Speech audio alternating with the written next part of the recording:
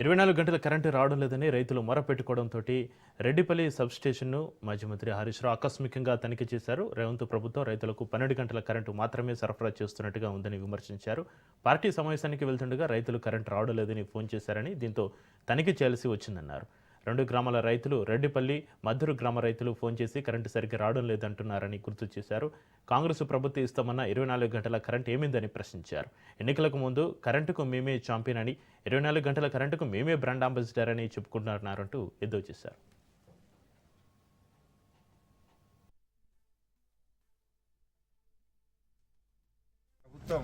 ఈరోజు రైతులకు కేవలం 12 గంటల కరెంటు మాత్రమే సరఫరా చేస్తున్న పరిస్థితులు. మేము ఈరోజు నర్సాపూర్ సబ్స్టేషన్లో గౌరవనీయులు సునీతా లక్ష్మారెడ్డి గారు, శాసనసభ్యురాలు, నేను కలిసి సర్ప్రైజ్ విజిట్ చేయడం జరిగింది. వాస్తవానికి నర్సాపూర్లో ఒక పార్టీ సమావేశానికి హాజరవుతూ అసలు కరెంటు రావడం లేదని రైతులు ఫోన్ చేస్తే సడన్ గా మేము ఇక్కడ ఆగాం.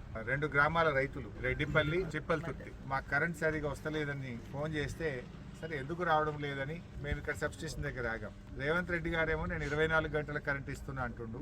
రెడ్డిపల్లి, మద్దూరు రైతులేమో నిన్న మొన్న మాకు 12 గంటల కరెంటే వస్తుంది సార్, ట్రిప్ అవుతుంది, మాకు ఇబ్బంది అవుతుంది, నార్లు పోసే టైము, ఇవాళ మేము పొలాన్ని తయారు చేసే సమయంలో కరెంట్ లేకపోవడం వల్ల మాకు ఇబ్బంది అవుతుందని రైతులు మాతో మాట్లాడడం జరిగింది. సార్ అది నిజమా? రైతులు చెప్పింది ఏంటి, సమస్య ఏంటి తెలుసుకుందామని చెప్పి మేము నర్సాపూర్ సబ్స్టేషన్కి వచ్చాము.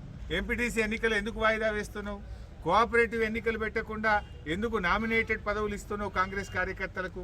రైతులకు ఎన్నికలు పెట్టి గెలవచ్చు కదా. నువ్వు నిజంగా రైతులకు సేవ చేసిన వాడివైతే, రైతులకు మేలు చేసిన వాడివైతే నువ్వు ఎలక్షన్లు పెట్టు. ఎలక్షన్లు ఎందుకు పెట్టలేవు నేను అడుగుతా ఉన్నా. అంటే ఈ ప్రభుత్వం అంతా రైతుల్ని దగా చేసింది, రైతు వ్యతిరేక ప్రభుత్వం, రైతులకు అన్యాయం చేసినటువంటి ప్రభుత్వం. ఇవాళ స్పష్టంగా అర్థమైపోయింది కదా. నర్సాపూర్ సబ్స్టేషన్లో లాగ్ బుక్ చూస్తే 12 గంటల కరెంటే వస్తుంది, చెప్పుడు 24, ఇచ్చుడు 12. ఈ అధికారి మీద చర్య తీసుకోవడం తప్పు. నువ్వు మళ్ళా పాపం ఇక్కడ లైన్ మెన్ సస్పెండ్ చేసుడో, ఏఈని సస్పెండ్ చేయడం కాదు. నువ్వు మీదికేళ్ళు కరెంట్ ఇస్తే ఆయన ఇయ్యడా ఏంది? నువ్వు మీదికేళ్ళు కటింగ్ పెడితే, నువ్వు మీదికేళ్ళు ఆదేశాలు ఇస్తే నువ్వు ఏం చెప్తే గది చేస్తారు. కరెంట్ ఏమైనా తింటారా?